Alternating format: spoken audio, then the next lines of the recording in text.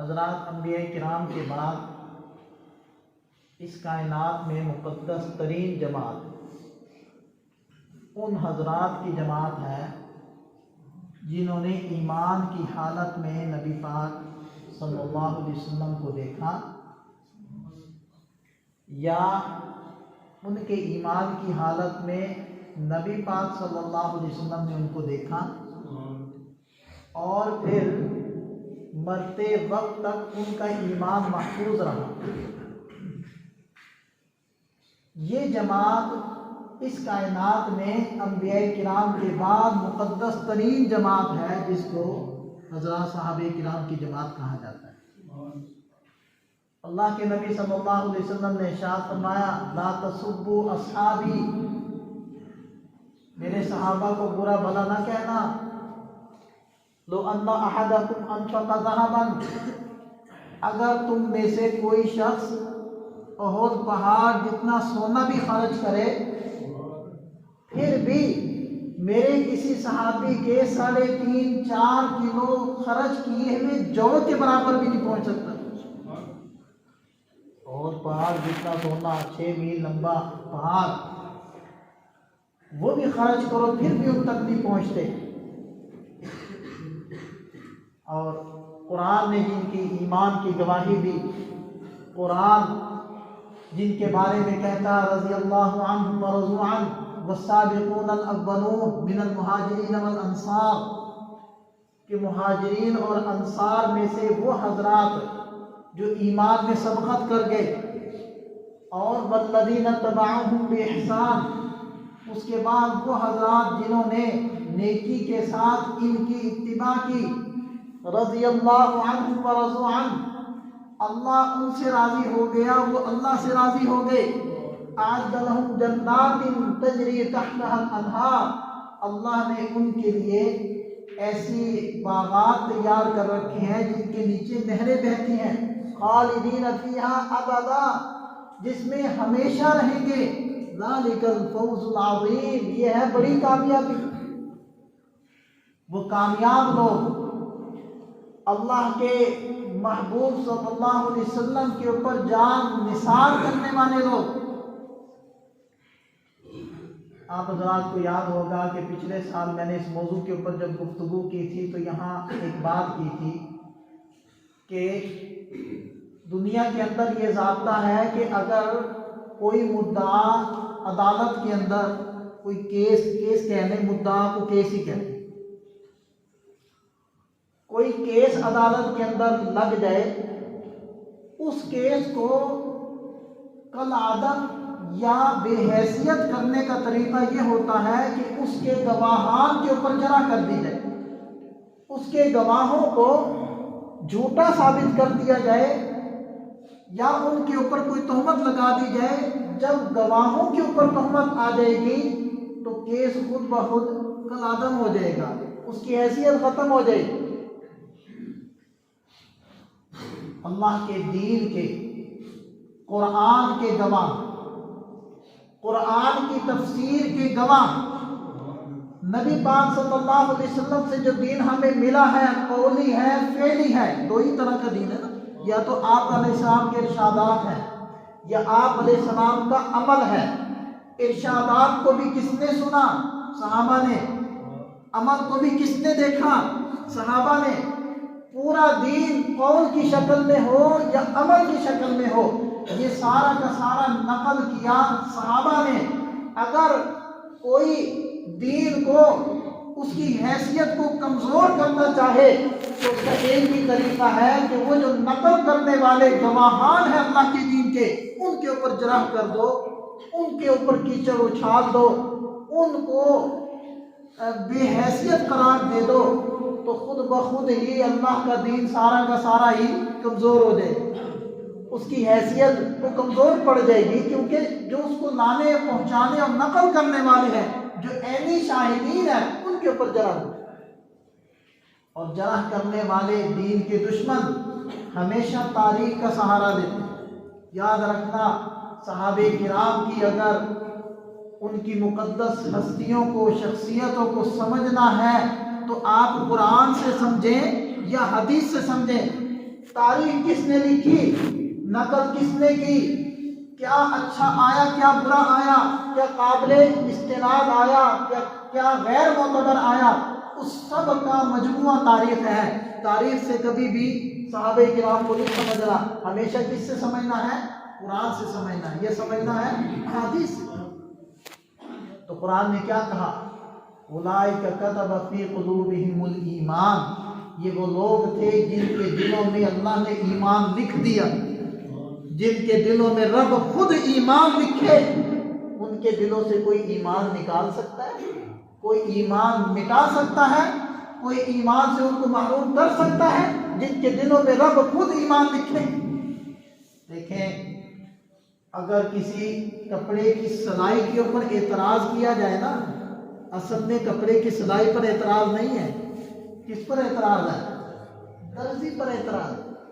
اگر کوئی کپڑا رنگوایا، مختلف رنگوں کا اس کو رنگوایا ہے، اگر اس کے رنگوں کے اوپر، اس کی کلرنگ کے اوپر، کلروں کے انتخاب کے اوپر یا رنگنے کی مہارت کے اوپر اگر کوئی اعتراض ہوگا تو اصل میں کپڑے پر اعتراض نہیں ہے، کس پر اعتراض ہے؟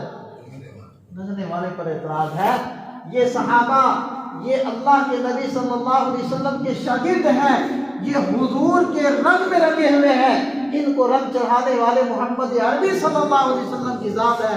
صحابہ پر اعتراض اصل میں اللہ کے نبی کی تربیت پر اعتراض ہے، اور اللہ کے نبی کے رنگ رنگنے کے اوپر اعتراض ہے۔ یہ چھوٹی بات نہیں ہے۔ وہ راستے، وہ واسطے کہ جن سے پورا قرآن ہم تک پہنچتا ہے، ان کے اوپر کوئی بات کی جائے، اس لیے اللہ کے نبی صلی اللہ علیہ وسلم نے فرمایا لا تسبوا اصحابی، میرے صحابہ کو برا بھلا نہ کہنا۔ اگر تم میں سے کوئی احد پہاڑ جتنا سونا بھی خرچ کرے، ان کے 3.5-4 کلو جو، گندم یا کھجوروں تک نہیں پہنچتا۔ اور پھر ان سارے صحابہ کرام میں سے اللہ نے بعض کو بعض پر فوقیت دی، بعض کو بعض پر بلند مرتبہ دی۔ ان حضرات میں سے سب سے زیادہ فائق، سب سے زیادہ عزت والے، اللہ کے نبی صلی اللہ علیہ وسلم کے بعد افضل البشر، سب سے زیادہ افضل اور فضیلت والی ہستی اگر کوئی ہے تو وہ حضرت ابوبکر صدیق رضی اللہ عنہ۔ حضرت عبداللہ ابن عباس رضی اللہ عنہ فرماتے ہیں کہ نبی پاک صلی اللہ علیہ وسلم ایک دن باہر تشریف لائے اور آپ علیہ السلام بیمار تھے، اور یہ وہی مرض تھا جس مرض میں آپ علیہ السلام کی وفات ہوئی۔ وہ بخار کا مرض تھا اور سر میں درد تھا آپ علیہ السلام کے، اور آپ علیہ السلام جب باہر آئے تو کپڑا سر کے ارد گرد لپیٹا ہوا تھا۔ تو آپ علیہ السلام نے ارشاد فرمایا اگر میں کسی کو اپنا خلیل بناتا تو ابو بکر کو بناتا۔ اور اس حدیث میں تو یہ الفاظ نہیں ہیں، دیگر احادیث میں یہ الفاظ ملتے ہیں، لیکن میں اللہ کو خلیل بنا چکا ہوں۔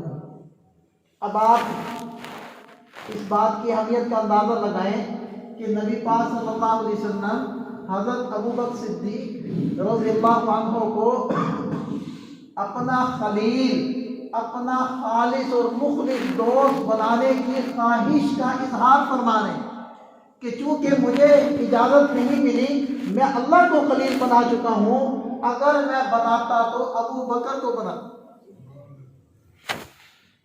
حضرت ابو درداء رضی اللہ عنہ فرماتے ہیں کہ میں چل رہا تھا تو میں حضرت ابو بکر رضی اللہ عنہ کے آگے آگے چل رہا تھا۔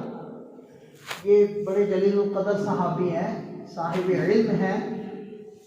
کہتے ہیں کہ نبی پاک صلی اللہ علیہ وسلم نے مجھے ارشاد فرمایا ابو درداء کیا ایسے شخص سے آگے چلتے ہو جو تم سے بہتر ہے؟ اور وہ تمام انسان جن کے اوپر سورج طلوع اور غروب ہوتا ہے، ان تمام میں سے افضل انسان یہ ہے ابو بکر۔ تو یہ آپ حضرت صدیق اکبر رضی اللہ عنہ کو یہ رتبہ اور مرتبہ اور یہ شان کس نے عطا کی؟ خود نبی پاک صلی اللہ علیہ وسلم نے عطا کی۔ یہ اعزاز خود آپ علیہ السلام کا عطا کیا ہوا ہے۔ اور امام احمد بن حنبل رحمۃ اللہ علیہ نے یہ حدیث نقل کی ہے کہ ایک دن حضرت علی کرم اللہ وجہہ تشریف لائے، منبر پر خطبہ ارشاد فرمایا، اللہ تعالیٰ کی حمد و ثنا بیان کی۔ حمد و ثنا کے بعد وہ کہنے لگے کہ لوگوں میں سے سب سے افضل نبی پاک صلی اللہ علیہ وسلم کے بعد وہ ابو بکر ہیں، سب سے افضل ابو بکر۔ آپ دیکھیں کہ صحابہ کرام نبی پاک صلی اللہ علیہ وسلم کی خدمت میں آتے تھے اور ان سے درخواست کرتے تھے کہ ہمارے جنتی ہونے کی آپ دعا کی، تو آپ علیہ السلام نے مختلف حضرات کے لیے دعائیں کی، لیکن کچھ خوش نصیب حضرات وہ ہیں جن کو مختلف مواقع پر آپ علیہ السلام نے خود سے جنتی ہونے کی خوشخبری دی۔ وہ بہت سارے حضرات ہیں، بہت سارے صحابہ کرام کے نام آتے ہیں، ان حضرات میں سے جن سب کو خوشخبری دی ہے جنتی ہونے کی، ان میں سے زیادہ فضیلت والی وہ 10 ہستیاں ہیں، وہ 10 شخصیتیں ہیں جن کو ایک مجلس میں آپ علیہ السلام نے جنتی ہونے کی خوشخبری دی، جن کو کہتے ہیں عشرہ مبشرہ۔ حضرت ابو بکر، حضرت عمر، حضرت عثمان، حضرت علی، حضرت طلحہ، حضرت زبیر، حضرت سعد، حضرت سعید، حضرت عبد الرحمن بن عوف اور حضرت ابو عبیدہ بن جراح رضی اللہ عنہم اجمعین۔ ان 10 عشرہ مبشرہ میں سے حضرت صدیق اکبر رضی اللہ عنہ کی وہ شان ہے کہ اللہ کے نبی صلی اللہ علیہ وسلم اللہ سے دعا مانگ رہے ہیں اور دعا کے اندر کیا کہہ رہے ہیں کہ اے اللہ قیامت کے دن جو درجہ آپ مجھے عطا فرمائیں گے ابو بکر کو بھی عطا فرمائیں گے۔ یعنی آپ دیکھیں کہ پیارے نبی صلی اللہ علیہ وسلم کا آپ حضرت صدیق اکبر رضی اللہ عنہ کے ساتھ دل کا کنیکشن دیکھیں، تعلق دیکھیں کہ صحابہ دعا کرواتے ہیں کہ یا رسول اللہ دعا کیجئے ہمیں جنت میں آپ کی رفاقت ملے، اور حضور صلی اللہ علیہ وسلم اللہ تعالیٰ سے حضرت ابو بکر صدیق رضی اللہ عنہ کی رفاقت مانگ رہے ہیں کہ اے اللہ قیامت کے دن جو درجہ مجھے ملے گا وہ ابو بکر کو بھی عطا فرمائیے۔ جبریل علیہ السلام تشریف لائے اور عرض کیا کہ اللہ تعالیٰ نے آپ کی یہ دعا قبول فرما لی۔ کیا شان تھی! حضرت عمرو بن العاص رضی اللہ عنہ ایک غزوے سے تشریف لائے اور فاتحانہ لوٹ کر کہنے لگے، دل میں بظاہر یہ بات آئی ہوگی کہ اتنا بڑا کارنامہ میں نے کیا ہے تو پوچھوں آپ علیہ السلام سے۔ کہنے لگے یا رسول اللہ آپ کے نزدیک سب سے زیادہ محبوب کون؟ تو آپ علیہ السلام نے فرمایا عائشہ رضی اللہ عنہ۔ انہوں نے کہا یا رسول اللہ مردوں میں سے؟ تو آپ علیہ السلام نے فرمایا ان کے والد ابو بکر۔ پھر عرض کیا یا رسول اللہ پھر کون ہے؟ آپ علیہ السلام نے فرمایا عمر۔ پھر پوچھا یا رسول اللہ پھر کون ہے؟ آپ علیہ السلام نے پھر کچھ نام گنوائے اور پھر حضرت عمرو بن العاص رضی اللہ عنہ خاموش ہو۔ اب یہ دیکھیں فضیلت کتنی بڑی کہ عورتوں میں سے حضرت عائشہ رضی اللہ عنہ کا نام لیا، مردوں میں سے حضرت ابو بکر صدیق رضی اللہ عنہ کا نام۔ اور ایک دن آپ علیہ السلام نے فرمایا کہ اللہ نے مجھے جنت دکھائی اور جنت کا وہ دروازہ دکھایا جہاں سے میری امت جنت میں جائے گی۔ حضرت ابو بکر رضی اللہ عنہ نے کہا کہ یا رسول اللہ مجھے بھی دکھا دیتے۔ آپ علیہ السلام نے فرمایا ابو بکر میری امت میں سے سب سے پہلے جنت میں تو جائے گی۔ کیا اللہ نے ان کو فضیلت بخشی، جہاں ان کے یہ ڈھیروں فضائل ہیں، احادیث کی کتابیں بھری ہوئی ہیں ان کے فضائل سے۔ دیکھیں سب سے پہلے ایمان لانے والے، تصدیق کرنے والے، آپ دیکھیں کہ غار کا واقعہ اللہ تنصروہ فقد نصرہ اللہ۔ حضرت علی کرم اللہ وجہہ فرماتے ہیں کہ اس آیت میں اللہ تعالیٰ اظہار ناراضگی فرما رہے ہیں کہ کسی نے میرے نبی کا ساتھ نہیں دیا، اگر دیا تو ابو بکر نے دیا۔ فرمایا کہ اگر اس بات کے اوپر اللہ کا عتاب نازل ہوتا تو ابو بکر کے بجائے کوئی نہ بچتا۔ اور ثانی اثنین کہا، دو میں سے دوسرا، اذ ہما فی الغار، جب یہ دونوں غار میں تھے، اذ یقول لصاحبہ، جب ایک نے اپنے ساتھی سے کہا، پوری امت کا، یہ آسمان کے نیچے جتنے ایمان کا دعویٰ کرنے والے لوگ ہیں نا، کسی بھی فرقے سے ہیں، ان سب کا اس بات پر اتفاق ہے، صاحب سے یہاں مراد حضرت ابو بکر صدیق رضی اللہ عنہ ہے۔ اذ یقول لصاحبہ لا تحزن، یہ لا تحزن کا فرمایا تھا جب حضرت ابو بکر رضی اللہ عنہ نے دیکھا کہ ڈھونڈنے والے آگے پہاڑ پر، غار ثور میں پہاڑ پر چڑھ گئے اور ان کے پاؤں حضرت صدیق اکبر رضی اللہ عنہ دیکھیں، اگر وہ پاؤں کی طرف یوں دیکھیں تو نظر پڑ سکتی تھی۔ حضرت ابو بکر رضی اللہ عنہ گھبرائے اور کہنے لگے کہ یا رسول اللہ، اگر یہ پاؤں کی طرف دیکھیں تو ہمیں دیکھ لیں گے۔ تو آپ علیہ السلام نے فرمایا لا تحزن، اور یہ لا تحزن کیا معنی؟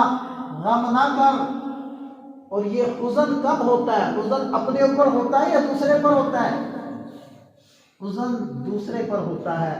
حضرت موسیٰ علیہ السلام کو جب اللہ تعالیٰ نے عصا اژدہا والا معجزہ عطا فرمایا اور وہ عصا کو انہوں نے پھینکا تو وہ اژدہا بنا، تو حضرت موسیٰ علیہ السلام گھبرائے۔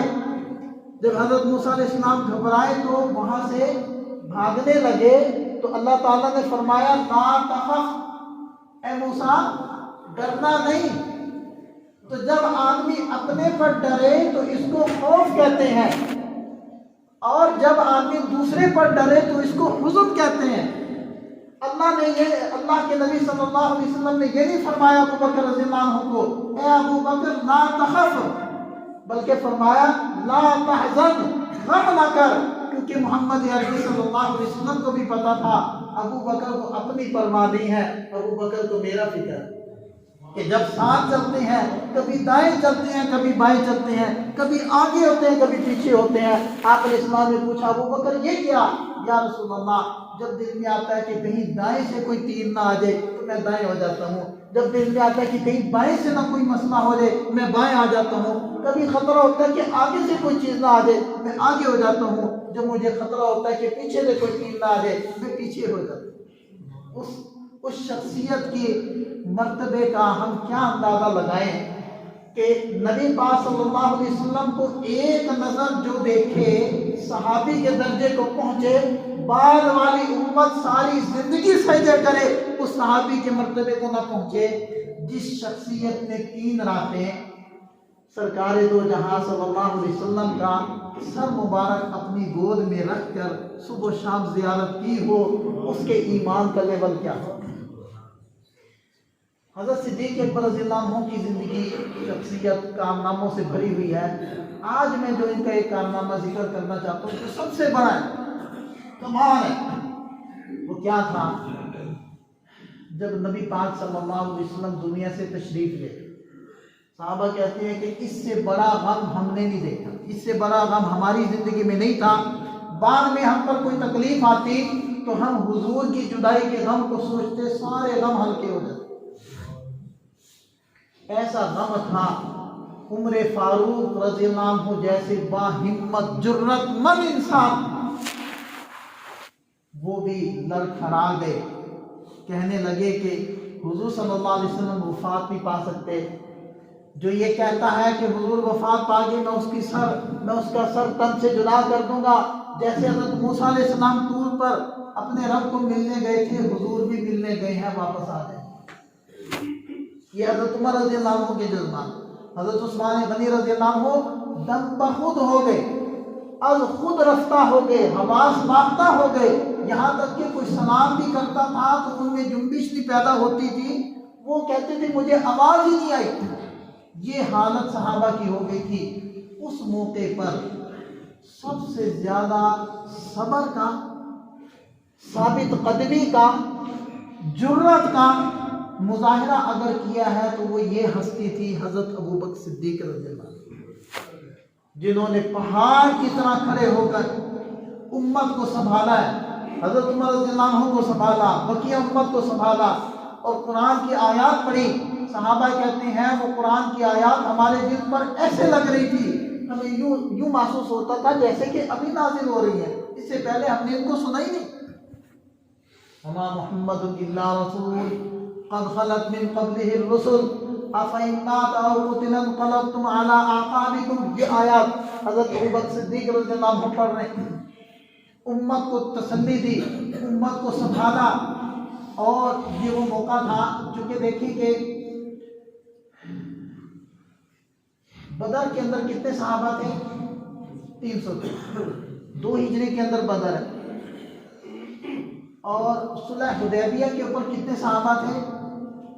1400. 6 ہجری کا واقعہ ہے. اور 2 سال کے بعد فتح مکہ ہوا. فتح مکہ میں کتنے صحابہ تھے؟ 10,000. یہ 8 ہجری کا واقعہ ہے. اور 8 ہجری کے بعد فتح مکہ کے بعد جب 10 ہجری میں نبی پاک صلی اللہ علیہ وسلم نے حج کے موقع کے اوپر خطبہ ارشاد فرمایا تو اس موقع پر 1.25 لاکھ سے زیادہ صحابہ، 1.25 لاکھ کے قریب. اب دیکھ رہے ہیں آپ تعداد کیسے بڑھ رہی ہے. یعنی 6 ہجری کے اندر 1400 ہیں اور 8 ہجری میں کتنے ہیں؟ 10,000. جو عورتیں، خواتین ہیں، بچے ہیں، جو بوڑھے ہیں، جو معذور ہیں، ان کو نہیں شمار کیا جا رہا. یہ صرف وہ تعداد ہے جو آپ علیہ السلام کے ساتھ تھی میدان میں. تو حدیبیہ میں 1400 ہیں اور 2 سال کے بعد فتح مکہ کے موقع پر 10,000 ہیں اور 2 سال کے بعد لاکھ سے اوپر ہے. تو تعداد کتنی تیزی سے بڑھی. تو یہ ایک بڑی تعداد ایسی تھی کہ جو ابھی مسلمان ہوئے تھے، ابھی مسلمان ہوئے. اور بہت سارے قبائل ایسے تھے کہ جن کے وفود میں آ کر اسلام قبول کیا اور جا کر دعوت دی اور ان کی قوم مسلمان ہوئی. اور انہوں نے خود نبی پاک صلی اللہ علیہ وسلم کے پاس آ کر آپ علیہ السلام کی زیارت بھی نہیں کی. بہت سارے ایسے بھی تھے اس موقع پر. اب جب نبی پاک صلی اللہ علیہ وسلم دنیا سے پردہ فرما گئے تو وہ جو ابھی نئے داخل ہوئے تھے، ابھی چند دن پہلے، چند ہفتوں پہلے جو داخل ہوئے تھے، ان کا ایمان ایسے لرزنے لگا. انہوں نے کہا کہ چلو نبی گئے تو بس بات ختم. تو ایک ارتداد کی شکل پیدا ہوگی کچھ قبائل. دوسرے نمبر پر کچھ لوگوں نے کہا کہ جی ہم زکوٰۃ نہیں دیں گے. کچھ نے کہا ہم دیں گے تو آپ لوگوں کو نہیں دیں گے، ہم خود سے ادا کریں. اچھا، ایک تو یہ ہو گیا. دوسرا جو دائیں بائیں کی مملکتیں تھیں، خاص طور پر جو نصارہ کی تھی، تو ان لوگوں نے اپنے پرچم نکالنے شروع کیے کہ یہ موقع اچھا ہے تو یہاں اس وقت موقع پر مسلمانوں پر حملہ کیا جائے. نبی پاک صلی اللہ علیہ وسلم اپنی زندگی میں حضرت اسامہ رضی اللہ عنہ کا لشکر تشکیل دے چکے تھے اور اپنے ہاتھ سے جھنڈا باندھ کر ان کے حوالے کر چکے تھے اور فرما چکے تھے کہ ان کو روانہ کرو. اور وہ ان کا لشکر مدینہ سے باہر ایک جگہ رکا ہوا تھا. اب یہ سارا آپ منظر اپنے ذہن میں رکھیں کہ اب اس موقع پر جب کچھ لوگوں نے زکوٰۃ کا انکار کیا، کچھ لوگوں نے مرتد ہونا شروع کیا، باہر سے حملے کے خطرات وہ منڈلانے لگے، اور حضرت اسامہ رضی اللہ عنہ کا جو لشکر تھا وہ تیار ہے، وہ مدینہ سے باہر پڑاؤ کیے ہوئے، وہ گویا کہ بھیجا جا چکا ہے. خطرہ مرکز کا ہے، اس وقت مدینہ کا ہے. تو حضرت عمر رضی اللہ عنہ نے اس موقع پر کہا، اے ابوبکر آپ ایسا کریں کہ یہ لشکر نہ بھیجیں، کیونکہ اس وقت مدینہ کو خطرہ ہے، ایسا نہ ہو کہ اس کے اوپر حملہ ہو جائے. پھر حضرت ابوبکر رضی اللہ عنہ نے فرمایا کہ حضرت ابوبکر رضی اللہ عنہ نے یہ فیصلہ کر لیا تھا کہ فوری طور پر سرگوشی کی جائے گی ان سارے قبائل کی کہ جو مرتد ہو رہے ہیں، اور ان سب لوگوں کی کہ جو زکوٰۃ سے انکار کر رہے ہیں یا پسو پیش کر رہے ہیں. اب اس موقع پر حضرت عمر رضی اللہ عنہ نے سادے الفاظ میں آپ یوں سمجھیں کہ یوں کہا، اس کا مفہوم یہ تھا کہ ہاتھ تھوڑا جا ہونا رکھیں، تھوڑی سی نرمی کریں، چند چیزوں کو تھوڑا سا برداشت کریں. اس موقع پر حضرت ابوبکر رضی اللہ عنہ نے جو سٹینڈ لیا تھا، اگر وہ نہ لیتے تو دین اس حالت میں واپس نہ آ سکتا. حضرت ابوبکر رضی اللہ عنہ نے فرمایا کہ نہیں، کوئی معافی نہیں، کوئی گنجائش نہیں، کسی قسم کی کوئی ڈھیل نہیں. حالانکہ بردبار اتنے تھے، نرم دل اتنے تھے کہ اساریے بدر کے بارے میں، بدر کے قیدیوں کے بارے میں انہی کی یہ رائے تھی کہ ان کو فدیہ لے کر چھوڑا جائے. یعنی نرم دل اتنے. لیکن جب نبی پاک صلی اللہ علیہ وسلم کے دین کی، شریعت کی، احکام خداوندی کی بات آئی، ڈٹ گئے، کہنے لگے کوئی معافی نہیں، کوئی کسی قسم کی کوئی گنجائش نہیں، اسامہ رضی اللہ عنہ کا لشکر نہیں رکے گا، جائے گا، مرتدین کی سرکوبی کی جائے گی، زکات مانعین زکات کے خلاف جہاد ہوگا، ہم نکلیں گے، فوری طور پر جائیں گے۔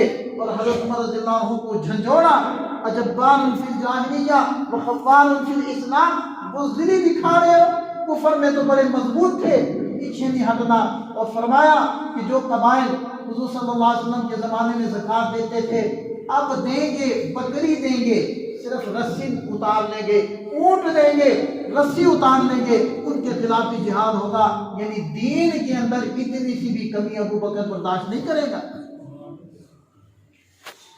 یہ تھا ان کا کارنامہ، یہ تھا ان کا امت کے اوپر احسان کہ جب دین کا معاملہ آ جائے پھر کوئی گڑبڑ نہیں، کوئی کمی بیشی نہیں، کوئی ڈھیل نہیں کہ جی یہ کر لو، یہ رہنے دو، ایسا نہیں ہے۔ یہ اب تو ہمارا مزاج بن گیا نا کہ ہم مسجد میں مسلمان ہوتے ہیں، نمازوں میں مسلمان ہوتے ہیں، اور شادی کے موقع اوپر ہماری جو رسمیں ہیں ہمیں نہیں کوئی پہچان سکتا کہ ہم مسلمان ہیں یا کچھ اور۔ اسی طرح سب چیزوں کو قیاس کرتے ہیں۔ مسجد کے اندر ہم مسلمان ہیں، زبان سچ بول رہی ہے، دکان کے اوپر بھی کیا میں ایسا ہوں؟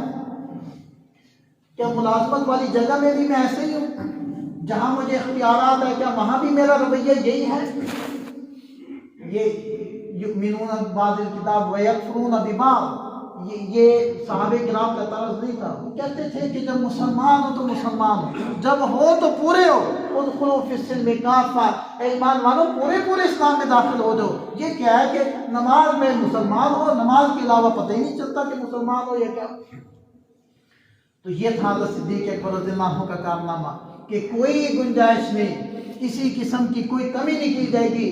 جس حالت میں اللہ کے نبی صلی اللہ علیہ وسلم دین چھوڑ کر گئے تھے، دین ہمیں دے کر گئے تھے، اسی حالت کا مجھے دین چاہیے، اس میں کسی قسم کی کمی برداشت نہیں۔ پھر جب انہوں نے یہ بات کی اور ان حضرات کے دل ٹھہر گئے، حوصلے مضبوط ہو گئے، تو حضرت اسامہ رضی اللہ عنہ کا لشکر بھی گیا، مرتدین کے خلاف بھی جہاد ہوا، مالین زکات کے خلاف بھی جہاد ہوا، یمامہ کی جنگ بھی لڑی گئی۔ اور وہ یمامہ کی جنگ مسیلمہ کذاب جس نے نبوت کا دعویٰ کیا آپ علیہ السلام کی موجودگی میں، اور اس نے آپ علیہ السلام کے بعد باقاعدہ اپنی نمازیں اور اپنی اذانیں دینا شروع کر دی، اور یہ کہتا تھا کہ آپ علیہ السلام کا نام بھی لیا کرو لیکن اس کے بعد پھر میرا نام بھی لیا کرو۔ ان کی اذان میں اشہد ان محمد الرسول اللہ بھی تھا اور اس کے بعد اس کا نام تھا۔ یمامہ کا مسیلمہ کذاب، اس کے خلاف سب سے پہلی لشکر کشی حضرت ابوبکر صدیق رضی اللہ عنہ نے کی اور ختم نبوت کے پہلے مجاہد بنے۔ اور اس ایک جنگ کے اندر اتنے صحابہ شہید ہوئے کہ اس سے پہلے 27 غزوات ہیں اور 47 سرایا ہیں۔ غزوے وہ جنگیں ہوتی تھی جس میں آپ علیہ السلام خود تشریف لے گئے، اور سریہ یا سرایا وہ غزوے ہوتے تھے یا وہ لڑائیاں جس میں آپ علیہ السلام خود نہیں تشریف لے گئے بلکہ صحابہ کرام کو بھیجا۔ تو 27 غزوات، 47 سرایا، ان کے اندر اتنی شہادتیں نہیں ہوئی جتنی شہادتیں جنگ یمامہ میں ہوئی۔ 500 تو قرہ شہید ہوئے، جس کی وجہ سے حضرت عمر رضی اللہ عنہ نے کہا تھا کہ ابو بکر خطرہ ہو گیا ہے، کہیں قرآن ضائع نہ ہو جائے، ہم قرآن کو جمع کر لیتے ہیں۔ تو دیکھیں یہ تھا ان کی شان حضرت صدیق اکبر رضی اللہ عنہ کی کہ انہوں نے اپنی بصیرت اور اپنے حوصلے، بردباری، تحمل، اور انہوں نے اپنے ایمان کی قوت کے ذریعے سے حضرات صحابہ کرام کی پوری امت کی حفاظت کی اور اللہ کے پورے دین کو اسی طرح نافذ کر دیا جس شکل میں اللہ کے نبی صلی اللہ علیہ وسلم چھوڑ کر گئے تھے۔ ہمارے لیے ان کی زندگی کے اندر یہ نمونہ ہے کہ ہم بھی مسلمان بنے تو پورے بنے، آدھے مسلمان نہ بنے، ناقص مسلمان نہ بنے۔ ناقص چیز تو ہم خود نہیں لیتے تو اللہ کیسے قبول کرے گا؟ اللہ ہمیں سمجھ عطا فرمائے، عمل کی توفیق عطا فرمائے۔